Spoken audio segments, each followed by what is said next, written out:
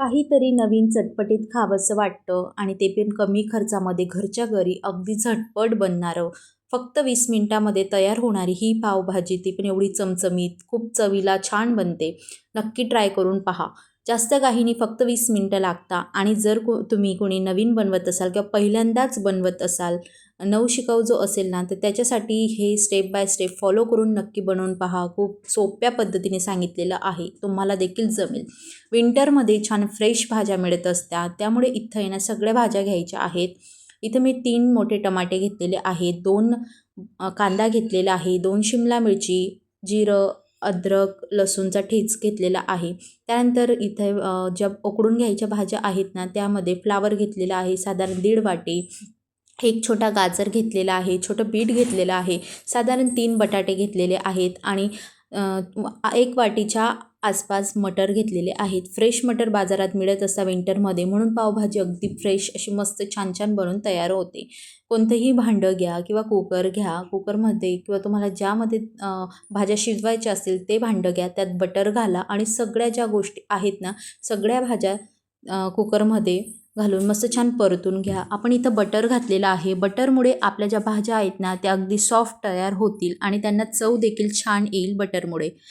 विंटरमध्ये fresh असे मटार येत असतात, वटाणे, तर मी फ्रेश वटाणे घेतलेले आहेत. आणि विंटरमध्येच पावभाजी खाण्याचा जास्त मज्जा असतो, कारण विंटरमध्ये सगळ्या गोष्टी छान फ्रेश मिळत असतात. तुमच्याकडे जर फ्रेश वटाणे नसतील तर तुम्ही भिजत घातलेले किंवा फ्रोझन मटर जे असताना तर ते देखील वापरू शकता. इथं मी जे छोटूसं अर्ध्याच्या आसपास बीट घेतलेलं आहे, तर ते देखील घातलं की आपल्या ज्या भाजीला आहे ना कलर, नॅचरल कलर छान येतो. कोणताही आर्टिफिशियल कलर वापरायची गरज नसते. इथं मी 1 ग्लास एवढं पाणी घातलेलं आहे. भाज्या छान परतल्यानंतर 1 ग्लासच्या अंदाजे पाणी घातलं. फक्त भाजींच्या वरती थोडंसं पाणी येईल एवढंच पाणी आपल्याला घालायचं आहे, कारण जास्त पाणी घातल्यामुळे आपल्या ज्या भाज्या आहेत ना त्या व्यवस्थित शिजून होत नाही. साधारण 2 ते 3 शिट्टी काढून घ्यायची आहे, जेणेकरून आपल्या भाज्या ज्या आहेत ना त्या सगळ्या छान सॉफ्ट होतील. इथं ज्या परतून घ्यायच्या गोष्टी आहेत ते मी इकडे फोडणीची तयारी करून घेत आहे. कढईमध्ये तूप, बटर आपल्याला जेवढं लागेल तेवढं घालायचं आहे. मी इथं 2 पळी तेल घेतलेलं आहे, साधारण 1 चम्मच एवढं बटर घेतलेलं आहे. त्यामध्ये जिरं आणि लसूणची जी पेस्ट होती ना टेचून घेतलेली ती घातली. तुम्ही पेस्ट घेऊ शकता. मी तर टेचलेलं जिरं लसूण छान परतून घेतलेलं आहे. बटर आणि तेल हे प्रमाण आहे ना खरंच खूप आपल्या भाजीला चवीचं म्हणजे चवीचं बनवत असतं, कारण बटर घातल्यावरच पावभाजीला जी आहे ना ती चव येत असते. जर तुम्ही नुसतं तेल घातलं ना तर पाहिजे तशी चव पावभाजीला येत नाही.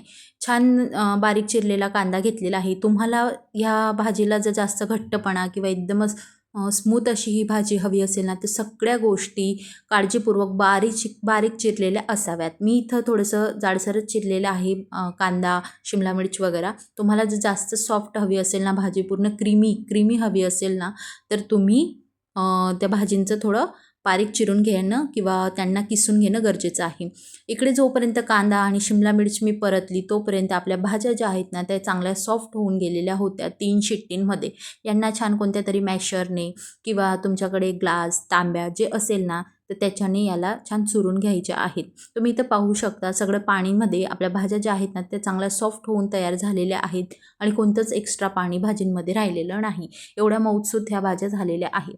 बीट घातल्यामुळे आपल्या भाजीला कलर पहा कसा उठून दिसतो आहे. इकडे कांदा आणि शिमला मिरचीनं चांगले सॉफ्ट झाले. शिमला मिरची तेलामध्ये परतल्यामुळे ना खरंच खूप चव तिची चांगलीच लागते. जर तुम्ही तिला उकडून घेतलं ना भाजींसोबत तरी चालतं, पण जे तेलामध्ये परतून आपण जे परतलेले असते ना तर तिची चव जरा वेगळी लागते उकळल्यापेक्षा. त्यानंतर टोमॅटो घालायचा आहे. टोमॅटो चांगला सॉफ्ट होईल त्यासाठी आपल्याला 1 चम्मच एवढं मीठ घातलेलं आहे. तुम्ही तुमच्या अंदाजे मीठ कमी जास्त करू शकता. या सगळ्या गोष्टींना छान मिक्स झाल्यानंतर मॅशरने यांना परत थोडं मॅश करून घ्यायचं आहे, जेणेकरून आपला टोमॅटो, ढोबळ मिरची आणि ज्या बाकीच्या गोष्टी आहेत ना तर त्या छान एकजीव होतील. आता हे चांगलं परतलं गेलं त्यानंतर मसाले घेऊया. इथं मी हळद, चटणी आणि गरम मसाला, पावभाजी मसाला घेतलेला आहे साधारण 1.5 चम्मच आणि बाकीचे मसाले 1 चम्मच घेतलेले आहे. तुम्ही यामध्ये ना गरम मसाल्याचं प्रमाण कमी जास्त करू शकता किंवा धनेपूड किंवा जिरं पूड घातलं तर अगदी उत्तम, त्याच्याने भाजीला चव खूप छान येते. मी काही घातलं नाही, माझ्याकडे होतं नाही म्हणून.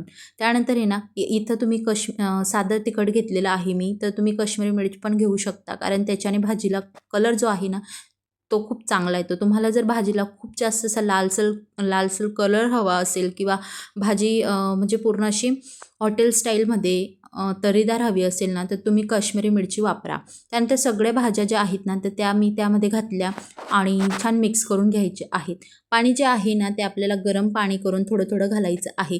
जेणेकरून आपली जी भाजी आहे ना, ती जास्त पातळ होता कामा नये. तुम्हाला जेवढं भाजी पातळ किंवा घट्ट हवी असेल ना, तेवढं तुम्ही गरम पाणी त्यामध्ये घालून तिचं प्रमाण जे आहे ते घट्ट किंवा पातळ करू शकता.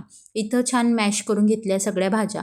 इथं मी थोडंसं भाज्या आहेत ना ओबडधोबडच चिरलेल्या होत्या, जेणेकरून त्या खाताना आहे ना चवीला लागायला पाहिजे. म्हणजे चव अगदी जेवताना तोंडात लागलं की भाजीचे तुकडे तर खूप छान वाटतं. त्यानंतर पाणी टाकून आहे ना कन्सिस्टन्सी चेक करून घ्यायची. पाणी किती लागेल, काय लागेल त्या हिशोबाने आपण यामध्ये पाणी टाकायचं आहे. साधारण एवढ्या प्रमाणात आहे ना 4 लोकांना उरून पुरेल अशी ही भाजी बनते. तर छान मस्त भाजीला तरी सुटली, मस्त उकळ आली की त्यामध्ये भरपूर असा कोथिंबीर घालून तिला गार्निश करायचं आहे. इकडे पाव शेकण्यासाठी मी तव्यामध्ये बटर घेतलेलं आहे. तुम्ही बटरच्या जागेवरती तूप किंवा तेल याचा देखील वापर करू शकता. त्यानंतर त्यामध्ये थोडं चटणी पावडर घातलं आणि हळद घातली.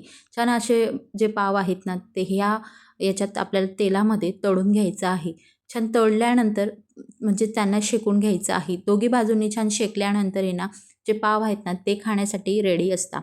आणि असं करून किंवा तुम्ही भाजी टाकून तव्यावरती थोडीशी भाजी टाकायची, त्यात पण तुम्ही हे पाव भाजू शकता किंवा नुसतं तेलामध्ये देखील भाजू शकता. खूप छान लागतं. पण भाजल्याशिवाय पाव खाऊ नका. त्यानंतर आपली भाजी जी आहे ना, तर ती तयार झालेली आहे.